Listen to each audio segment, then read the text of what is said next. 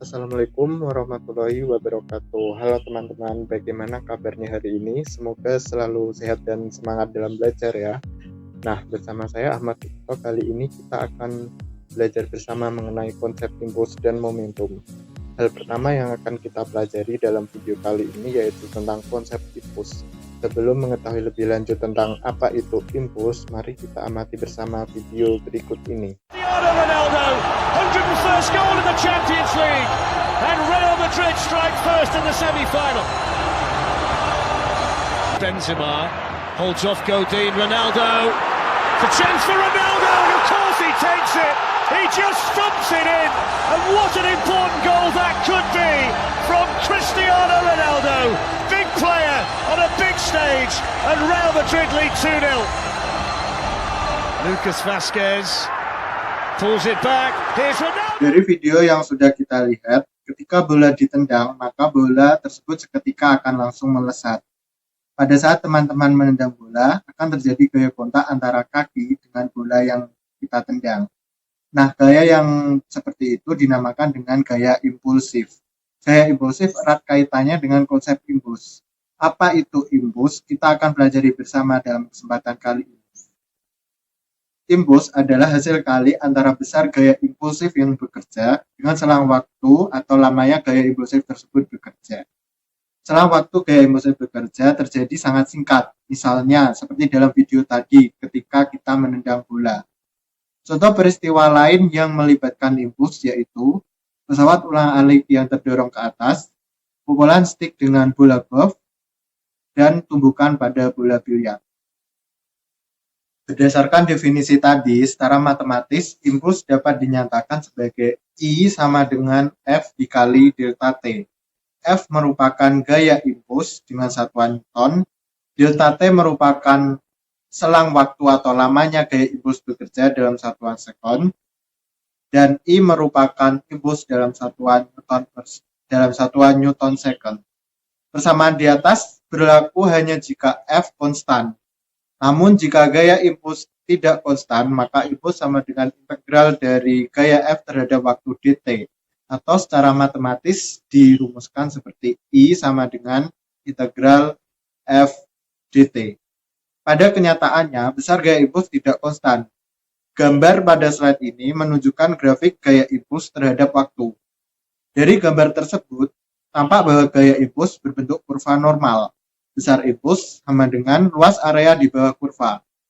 Jika gaya F dirata-ratakan, maka luas area di bawah kurva normal akan sama dengan luas daerah persegi panjang dengan panjang delta T dan lebar F bar. Nah, kita sudah belajar bersama tentang konsep impuls. Selanjutnya kita akan belajar tentang konsep momentum. Dari cuplikan video di awal tadi, saat bola ditendang, maka bola tersebut akan memiliki momentum. Apa sih momentum itu? Sebelumnya, mari kita amati dua gambar di samping ini. Gambar 1 memperlihatkan truk dan mobil kecil yang bergerak dengan kecepatan sama, yaitu 60 meter per second. Dari gambar tersebut, ketika kita ingin memberhentikan dua kendaraan itu dengan cara menahannya, manakah yang lebih sulit untuk dihentikan? Ya, benar. Jawabannya adalah truk, karena truk lebih besar daripada mobil kecil. Gambar 2 menunjukkan dua taksi berukuran sama yang sedang bergerak dengan kecepatan yang berbeda, yaitu 20 km per jam dan 30 km per jam. Dari kedua taksi tersebut, ketika kita ingin memberhentikan dua kendaraan itu dengan cara menahannya, manakah yang sulit diberhentikan? Ya, benar. Jawabannya adalah taksi dengan kecepatan 30 km per jam karena bergerak lebih cepat. Dari dua analogi tadi, bisa kita tarik kesimpulan bahwa yang menyebabkan benda sulit dihentikan itu adalah ukurannya dan kecepatannya. Hal ini akan berpengaruh terhadap momentum benda. Istilah momentum dalam bahasa sehari-hari berbeda dengan momentum dalam fisika. Dalam fisika, momentum merupakan salah satu besaran vektor. Momentum didefinisikan sebagai ukuran kesukaran untuk memberhentikan gerak suatu benda. Momentum merupakan hasil kali antara massa suatu benda dengan kecepatan dari gerak benda tersebut. Secara matematis, momentum dirumuskan P sama dengan M dikali V, di mana P merupakan momentum dalam satuan kilogram meter per second, M merupakan massa dari benda atau objek dalam satuan kilogram, dan V merupakan kecepatan gerak dari benda tersebut atau objek tersebut dalam satuan meter per second. Momentum termasuk besaran vektor. Arah momentum searah dengan arah kecepatan.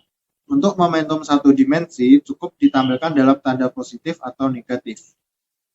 Nah, setelah kita pelajari tentang konsep impuls dan momentum, bagaimana hubungan impuls dan momentum, apakah keduanya berhubungan? Bisa kita amati pada gambar slide di samping ini.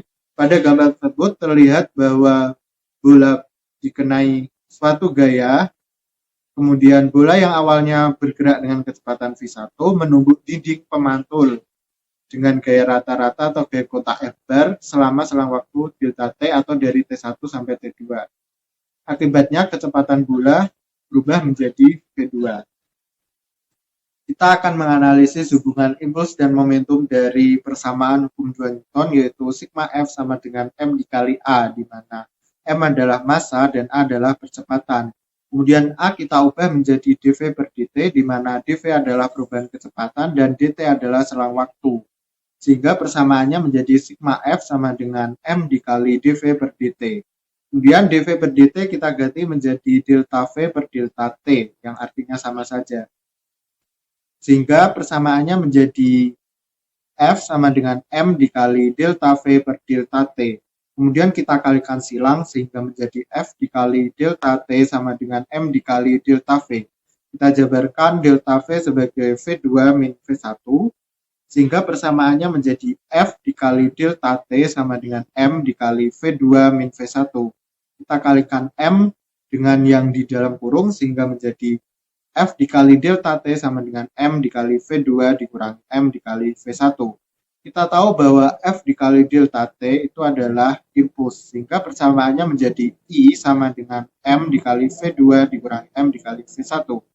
Dan kita tahu juga bahwa perkalian dari M dikali V atau perkalian dari massa dengan kecepatan merupakan momentum, sehingga M dikali V2 kita ganti menjadi V2 dan M dikali V1 kita ganti menjadi P1, sehingga persamaannya menjadi I sama dengan P2 min P1. Dari persamaan tersebut bisa kita simpulkan bahwa hubungan impuls dan momentum adalah besar impuls sama dengan besar dari perubahan momentum.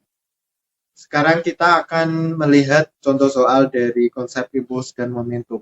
Kita bisa lihat bersama soalnya di slide, yaitu bola bermassa 0,2 kg dilempar mendatar dengan kelajuan 10 meter per second membentur dinding tembok, lalu bola dipantulkan kembali dengan kelajuan yang sama. Ditanyakan adalah perubahan momentum bola tersebut adalah berapa. Yang pertama kita analisis yang diketahui dari soal. Yang pertama yaitu massa bola atau kita simpulkan dengan M yaitu 0,2 kg. Kemudian kelajuan awal bola atau kita simpulkan dengan V0 sebesar minus 10 meter per second. Kemudian kelajuan akhir bola kita simpulkan dengan Vt sebesar 10 meter per second. Kelajuan awal dan kelajuan akhir berbeda tanda karena arahnya berbeda setelah bola memantul. Kemudian yang ditanya adalah perubahan momentum atau delta P. Kemudian kita jawab dengan menggunakan konsep rumus perubahan momentum, yaitu bahwa perubahan momentum sama dengan momentum akhir dikurangi momentum awal, di mana momentum akhir adalah M dikali Vt dan momentum awal adalah M dikali V0, sehingga persamaannya menjadi delta P sama dengan M Vt dikurangi M V0.